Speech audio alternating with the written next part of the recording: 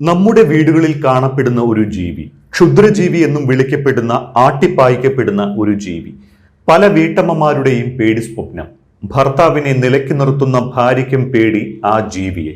അപ്പോൾ ഭർത്താവ് ആ ജീവിയോട് ചോദിക്കുന്നു, ഇത് എങ്ങനെ ഒപ്പിക്കുന്നതാവുകേ എന്ന്. ഈ ഫലിതത്തിലെ നായകൻ അല്ലെങ്കിൽ വില്ലൻ ആരെന്ന് നിങ്ങൾക്ക് ഇപ്പോൾ ഊഹിക്കാനാകുന്നുണ്ടാകും. അതെ, ആ ജീവിയാണ് സാക്ഷാൽ പാറ്റ. പാറ്റകളെ ക്യൂട്ട് ക്രീച്ചർ ആക്കി കാട്ടുന്ന കാർട്ടൂണുണ്ട്. എങ്കിലും വീടിന്റെ ഇരുണ്ട മൂലകളിൽ ഒതുങ്ങുകയായിരുന്നു പാറ്റകൾ ഇതുവരെ. ഇപ്പോഴിതാ രാഷ്ട്രീയത്തിലും പാറ്റയുടെ സാന്നിധ്യം. ഒരു പാറ്റയും നേരിട്ട് രാഷ്ട്രീയത്തിൽ ഇറങ്ങിയതല്ല. പുതിയൊരു പാർട്ടിയുടെ പേരിൽ പാറ്റയുണ്ട്. പാർട്ടിയുടെ പേര് കോക്രോച്ച് ജനതാ പാർട്ടി. പാർട്ടിയുടെ മുഖവും പാറ്റ തന്നെ. പക്ഷേ ഈ പാറ്റ പാർട്ടി ചില്ലറക്കാരനല്ല. പാർട്ടി പ്രഖ്യാപനം നടന്ന 4 ദിവസങ്ങൾക്കകം ഇൻസ്റ്റാഗ്രാമിൽ ഫോളോവേഴ്സിന്റെ എണ്ണത്തിൽ രാജ്യം ഭരിക്കുന്ന BJP തന്നെ കടത്തിവെട്ടി. BJPക്ക് 87 ലക്ഷം ഫോളോവേഴ്സാണ് ഉള്ളത് എങ്കിൽ കോക്രോച്ച് ജനതാ പാർട്ടിക്ക് 1 കോടിയിലധികമാണ് ഫോളോവേഴ്സ്.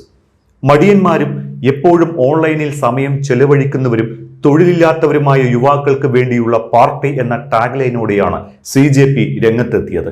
രാഷ്ട്രീയ പാർട്ടികൾക്ക് പഞ്ഞമില്ലാത്ത രാജ്യത്ത് മറ്റൊരു പാർട്ടി തുടങ്ങുകയായിരുന്നില്ല കോക്രോച്ച് ജനതാ പാർട്ടിയുടെ ലക്ഷ്യം.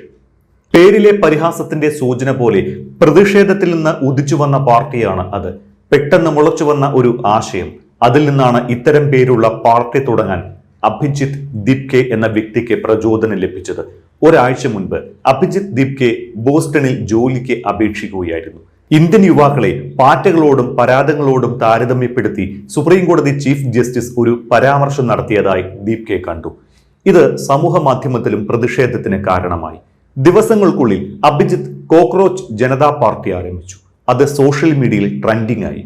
ലക്ഷക്കണക്കിന് അനുയായികളെ ആകർഷിക്കുകയും ചെയ്തു. അപമാനത്തെ ഒരു രാഷ്ട്രീയ ഐഡന്റിറ്റിയാക്കി മാറ്റുകയും ചെയ്തു. സുപ്രീം കോടതിയിലെ ഒരു വാദത്തിനിടെയാണ് തൊഴിലില്ലാത്ത യുവാക്കൾ RTI പ്രവർത്തകരായി മാറി എല്ലാവരെയും ആക്രമിക്കുകയാണ് എന്നും അവർ പാറ്റകളെ പോലെയാണ് എന്നും ചീഫ് ജസ്റ്റിസ് സൂര്യകാന്ത് പറഞ്ഞത്. തന്റെ പ്രസ്താവന വ്യാജ ബിരുദമുള്ളവരെ ഉദ്ദേശിച്ചായിരുന്നുവെന്ന് പിന്നീട് അദ്ദേഹം വിശദീകരിച്ചുവെങ്കിലും ഇതിനോടുള്ള ഡിജിറ്റൽ പ്രതിഷേധം എന്നോണമാണ് മെയ് 16-ന് കോക്രോച്ച് ജനതാ പാർട്ടിക്ക് തുടക്കമിട്ടത്. എന്നാൽ അഭിജിത്ത് ആരാണ്?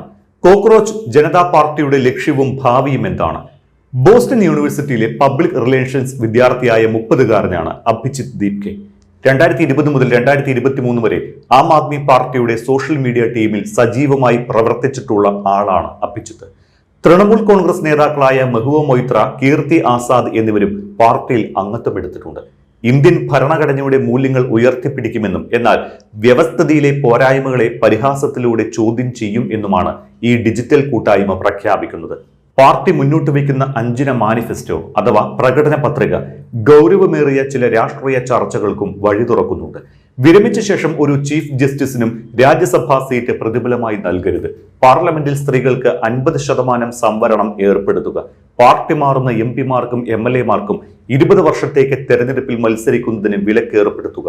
വോട്ടർമാരുടെ പേര് അനധികൃതമായി വെട്ടിമാറ്റിയാൽ ചീഫ് ഇലക്ഷൻ കമ്മീഷണറെ UAPA പ്രകാരം അറസ്റ്റ് ചെയ്യുക തുടങ്ങിയവയാണ് കോക്രോച്ച് ജനതാ പാർട്ടിയുടെ വെബ്സൈറ്റിൽ പറയുന്നത്. സുപ്രീം കോടതി ചീഫ് ജസ്റ്റിസ് പറഞ്ഞ ആ പാറ്റ താൻ തന്നെയെന്ന് അഭിജിത്ത് പറയുന്നു. ഭരണഘടനയുടെ സംരക്ഷകനായ ഇന്ത്യൻ ചീഫ് ജസ്റ്റിസിൽ നിന്നാണ് ഈ വാക്കുകൾ വന്നത് എന്നത് കൂടുതൽ പ്രകോപനപരമാക്കുന്നു. നമ്മുടെ അഭിപ്രായ സ്വാതന്ത്ര്യം സംരക്ഷിക്കാൻ അവിടെയുള്ള ഒരാൾ നമ്മുടെ അഭിപ്രായങ്ങൾ മുന്നോട്ട് വെക്കുന്നതിനായി നമ്മെ പാറ്റകളോടും പരാതങ്ങളോടും താരതമ്യം ചെയ്യുന്നു. ഭരണകക്ഷിയിലെ ആരെങ്കിലും ഈ അഭിപ്രായം പറഞ്ഞിരുന്നുവെങ്കിൽ അത് ഇത്രയും വലിയ കോളിളക്കം സൃഷ്ടിക്കില്ലായിരുന്നു. പക്ഷേ നമ്മുടെ അഭിപ്രായ സ്വാതന്ത്ര്യം സംരക്ഷിക്കേണ്ട ഒരാളിൽ നിന്നല്ലേ ഇത് വന്നത് എന്ന് അഭിജിത്ത് ദീപ്കെ ചോദിക്കുന്നുണ്ട്. ആലോചിച്ചെടുത്ത തീരുമാനമല്ല കോക്രോച്ച് ജനതാ പാർട്ടി. കൃത്യമായി പ്ലാൻ ചെയ്തിരുന്നുവെങ്കിൽ US-ൽ നിന്ന് ഇത് ചെയ്യുമായിരുന്നില്ല, ഇന്ത്യയിലാകുമായിരുന്നു എന്ന് അഭിജിത്ത് പറയുന്നു. പക്ഷേ വർഷങ്ങളായി യുവാക്കൾ അനുഭവിക്കുന്ന നിരാശ മൂലമാണ് ഈ പാർട്ടി പിറന്നത്. ഇന്ത്യയിലാണ് ഏറ്റവും കൂടുതൽ യുവാക്കൾ ഉള്ളത്. ആ യുവജനസംഖ്യയുടെ ഭൂരിഭാഗവും വിദേശങ്ങളിലാണ്. ജുഡീഷ്യറി ആയാലും തെരഞ്ഞെടുപ്പ് കമ്മീഷനായാലും മാധ്യമങ്ങളായാലും എല്ലാ സ്ഥാപനങ്ങളും സ്വതന്ത്രമായ ഒരു ഇന്ത്യയാണ് പാർട്ടിയുടെ സ്വപ്നം. ഇന്ന് ഇന്ത്യൻ ജനാധിപത്യത്തിന് ഏറ്റവും വലിയ ഭീഷണി ആ സ്ഥാപനങ്ങളെല്ലാം ഭരണകക്ഷിയുമായി സഖ്യത്തിലാണ് എന്നതാണ്. അത് വളരെ അപകടകരമായ ഒരു സൂചനയാണ് എന്നും അഭിജിത്ത് പറയുന്നു. മുൻപ് നിരാശരായ ജനത ശബ്ദമുയർത്തുക പോലും ചെയ്തിരുന്നില്ല. ഇപ്പോൾ അവർ ശബ്ദമുയർത്തുന്ന ഒരു ഘട്ടത്തിൽ എത്തിയിരിക്കുന്നു. നാളെ അവർ തെരുവിൽ ഇറങ്ങിയേക്കാം. പക്ഷേ അങ്ങനെ ചെയ്താൽ നേപ്പാളോ ബംഗ്ലാദേശോ പോലെയാകുമെന്ന മുന്നറിയിപ്പും അഭിജിത്ത് നൽകുന്നു. ഭരണഘടനാപരമായ അവകാശവാദങ്ങൾക്കുള്ളിൽ നിന്ന് ശബ്ദം ഉയർത്തേണ്ടത് എത്ര പ്രധാനമാണ് എന്ന് ജെൻസി മനസ്സിലാക്കുന്നു. ഇന്ന് അവിടെയിരിക്കുന്ന മുഴുവൻ മന്ത്രിസഭയെക്കാളും മിടുക്കരാണ് പുറത്തുള്ള ആൾക്കാരെന്നും അഭിജിത്തിന് അഭിപ്രായമുണ്ട്.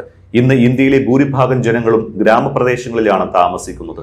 ഗ്രാമീണ യുവാക്കൾ, ഗ്രാമീണ ഇന്ത്യയിലെ ജെൻസി പോലും ഔപചാരിക ബിരുദങ്ങൾ ഇല്ലാത്തതിനാൽ ദിവസവേതനക്കാരായി ജോലി ചെയ്യുന്നു. അവർക്ക് ഔപചാരിക വിദ്യാഭ്യാസം നേടാനുള്ള പദവിയില്ല. പക്ഷേ ഒരു ജനാധിപത്യത്തിൽ സംസാരിക്കാൻ അവകാശമില്ലേ?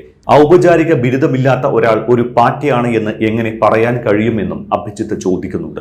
ഇന്നുള്ളതിനേക്കാൾ വിദ്യാസമ്പന്നരായ മുഖങ്ങൾ പാർട്ടിയിൽ വരും. അത് ഇന്ത്യൻ രാഷ്ട്രീയത്തിന് ഒരു നല്ല സൂചനയായിരിക്കും.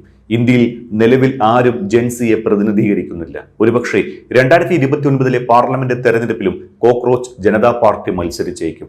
താൻ തുടങ്ങിവെച്ച പാർട്ടിക്ക് ആർക്കും പിന്തുണ നൽകാമെന്ന് അഭിജിത്ത് പറയുന്നു. പാർട്ടിയിൽ രജിസ്റ്റർ ചെയ്ത എല്ലാ ആളുകളെയും ഞങ്ങൾ സമീപിക്കുകയും അവരുടെ ആശങ്കകൾ ശ്രദ്ധിക്കുകയും ചെയ്യും.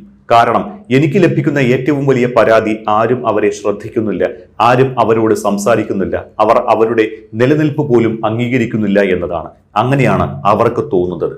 ഇപ്പോൾ അവരെ പാർട്ടികളോടും പരാതികളോടും താരതമ്യം ചെയ്യുന്നു. അതിനാൽ നിലവിലെ സംവിധാനം അവരെ എങ്ങനെ പൂർണ്ണമായും അവഗണിക്കുന്നു എന്നതിൽ അവർ ശരിക്കും അസ്വസ്ഥരാണ്.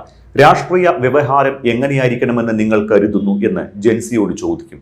ഞങ്ങൾ ശ്രദ്ധ കേന്ദ്രീകരിക്കണമെന്ന് നിങ്ങൾ ആഗ്രഹിക്കുന്ന വിഷയങ്ങൾ എന്തൊക്കെയാണ്? ഈ രാജ്യത്തിന്റെ രാഷ്ട്രീയ വ്യവഹാരം എന്തായിരിക്കണമെന്ന് തീരുമാനിക്കാനുള്ള അധികാരം നിങ്ങൾക്കുണ്ട് എന്ന് അവരെ ബോധ്യപ്പെടുത്തും. പാർട്ടിയുടെ പിറവിയും അതിന്റെ സ്വീകാര്യതയും അതിശയിപ്പിക്കുന്നതാണ്. ആം ആദ്മി പാർട്ടിക്ക് ആദ്യ നാളുകളിൽ കിട്ടിയതുപോലുള്ള സ്വീകാര്യത. പക്ഷേ ഈ പാർട്ടി എത്രത്തോളം ഗൗരവതരമായാണ് ഇന്ത്യയിലെ പ്രശ്നങ്ങളെ കാണുന്നത് എന്നതുപോലിരിക്കും ഈ പാർട്ടിയുടെ ഭാവി. ഇതിനിടയിൽ തന്നെ സോഷ്യൽ മീഡിയയിൽ തരംഗമായ ഈ പാർട്ടിയുടെ എക്സ് അക്കൗണ്ട് അപ്രത്യക്ഷമായിട്ടുമുണ്ട്. @CJP 2023 എന്ന യൂസർ നെയിമിലുള്ള അക്കൗണ്ട് തുറക്കുമ്പോൾ അക്കൗണ്ട് വിത്ത് ഹെൽഡ് എന്ന് കാണിക്കുന്നുണ്ട്. പ്രതീക്ഷിച്ചത് സംഭവിച്ചുവെന്നാണ് സ്ഥാപകൻ അഭിജിത്ത് ദീപ്കയുടെ പ്രതികരണം. ഇൻസ്റ്റാഗ്രാം അക്കൗണ്ട് ലോഗിൻ ചെയ്യാൻ പറ്റുന്നില്ല എന്ന് അഭിജിത്ത് സ്വന്തം എക്സ് അക്കൗണ്ടിലൂടെ അറിയിച്ചിട്ടുണ്ട്. അതേസമയം കോക്രോച്ച് ഈസ് ബാക്ക് എന്ന പുതിയ അക്കൗണ്ടുമായി സംഘം വീണ്ടും എത്തുകയും ചെയ്തു. ഞങ്ങളെ ഒഴിവാക്കാൻ പറ്റുമെന്ന് നിങ്ങൾ കരുതിയോ എന്നാണ് പുതിയ അക്കൗണ്ട് തുടങ്ങിയ വിവരം അറിയിച്ച് പോസ്റ്റ് ചെയ്തിരിക്കുന്നത്. ഈ അക്കൗണ്ടിന്റെ ബയോയിൽ നൽകിയിരിക്കുന്നത് പാറ്റകൾ മരിക്കില്ല എന്നാണ്.